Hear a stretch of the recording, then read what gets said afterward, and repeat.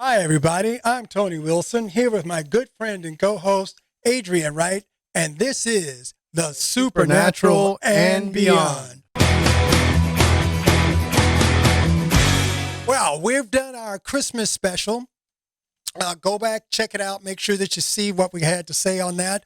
A lot of interesting stuff. Yes. And now we're going to move into our New Year's special. Yes. And Adrian, you've done a lot of research on this. Before we got started, you were sharing some of the little tidbits. I know you get really excited once you get the steam up. So why don't we just turn it over to you and let you take it from there? All right. Thank you, Tony. So New Year's, everybody's pretty much familiar with New Year. We got a new year. Old year leaves, new year comes about. We make New Year's resolutions. We make new plans. We come up with new ideas, or we just avoid the whole thing entirely. Because there's people out there, they don't make New Year's resolutions. They don't make plans for the new year. Or they just avoid celebrations. And then you have people that over-celebrate everything. So, like, New Year's is a big day. They go out. They have too many drinks. They do too many stupid things. And then they wake up the next morning completely in bad shape. Not a good way to start the new year. But I always like to look back at Hebrew culture. Hebrew culture. So, the ancient text and everything was on like the lunar calendar. And so they were on a different time frame. So the Jewish New Year, Rosh Hashanah, is around September, usually falls around September. And for, the Hebrews, is they look at it like it's a time of self-examination, a time of repentance. And it's usually like about a good week or more celebration, I believe, from my experience, because you have Yom Kippur and you have Rosh Hashanah, and they all kind of run together. But it's that time of looking at your life. So for New Year's, for me, it's always been about looking at stuff like what I want to do in the next coming year. And then when I received the Messiah and I got saved, I came across looking back at what I did in the last year. Like, what did I do in the last year? Did I do anything good? Did I do bad? It's a time of reflection. So it kind of ties into me like with what goes on with Rosh Hashanah, right? So I look back over my life. I'm like, did I accomplish anything I wanted to accomplish in this last year? Yes, no, maybe. And then I look at what I want to do in the next year to improve, right? So a lot of self-examination. I also do it during the Jewish holidays too. But, growing up in America, it's primarily the end of 2020, the end of 2019, 2018, whatever year ended. I look at my life and I'm like, I like this, I don't like that. And then in the coming year, I'm going to do stuff differently. So I'm the type, I make New Year's resolutions. And one of the best New Year's resolutions I ever made goes back to 2012. 2012, okay. 2012. I wasn't walking with the Lord. I knew him. I had a concept of him, but I was far away. And I was like, I'm going to get to know this God in the next year, and I'm going to find out if he's real or not. And that was one of the New Year's resolutions that changed my life. And of course, I was in the party scene, doing whatever, living in the world. And I forgot about that New Year's resolution. But come spring of 2013, I had an encounter. And then I came back to the Father and I found out God was real. So New Year's resolutions can change your life for the better, because for me being in the world, that was a time of looking at it and being like, I didn't like where I was before when I didn't have the Messiah. Like everything in my life was kind of bad, like internally, not just externally. A lot of people look at external, like, I don't have the job I want. I'm not taking the vacation I want. I'm not dating the person I want, this and that. And they're looking at the external. But for me, it was more about internal before the Messiah. Like, I was empty inside. And then I got rebaptized, got resaved, if that's even a thing. Like, that's like a computer glitch in the Matrix right there. But resaved. I came back to the Messiah, and I made the Messiah number one in my heart, my mind, and that changed my life. And I'm still feeling the ramifications from that now. But going forward is I look at stuff differently. So in the coming year, things I want to do different. Usually a lot of people make a New Year's resolution to get in better shape. Right. I'm usually always in the gym until this whole quarantine thing happened and they shut the gyms down. So now it's like I can only do so many push-ups at home. I'm tired of doing at home stuff. I want to hit the gym.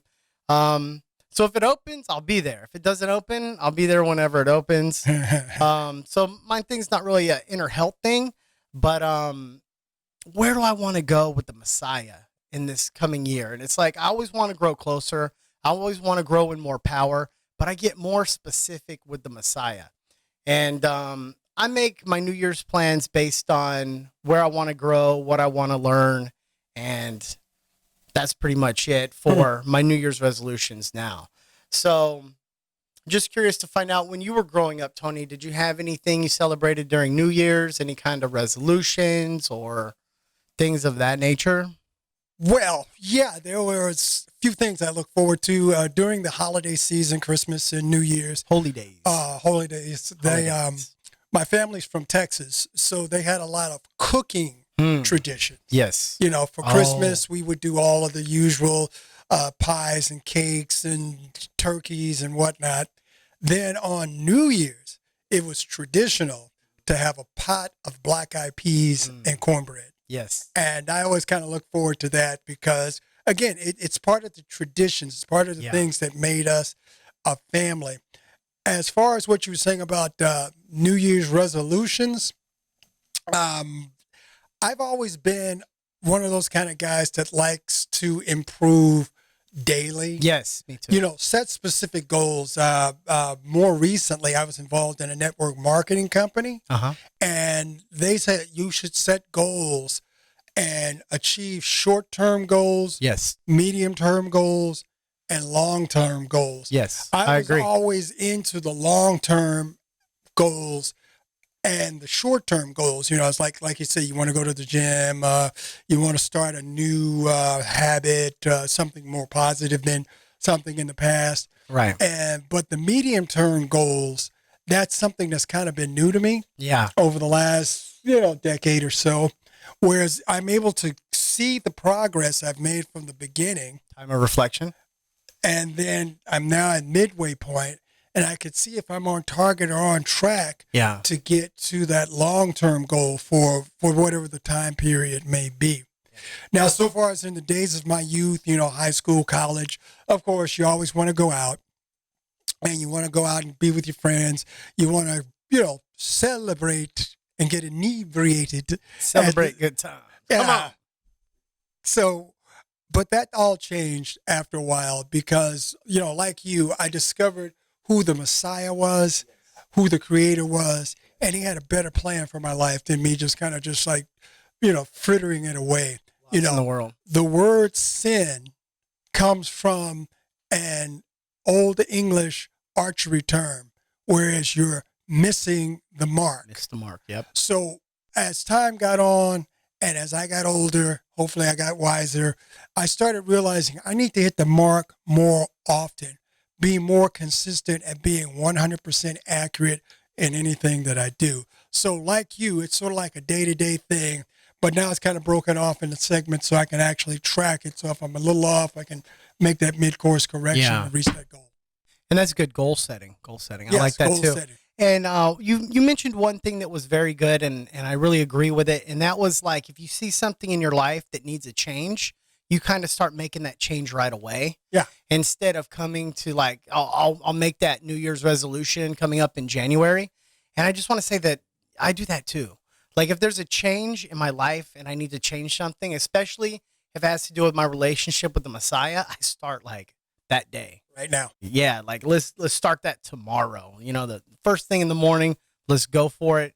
Let's go for the goal.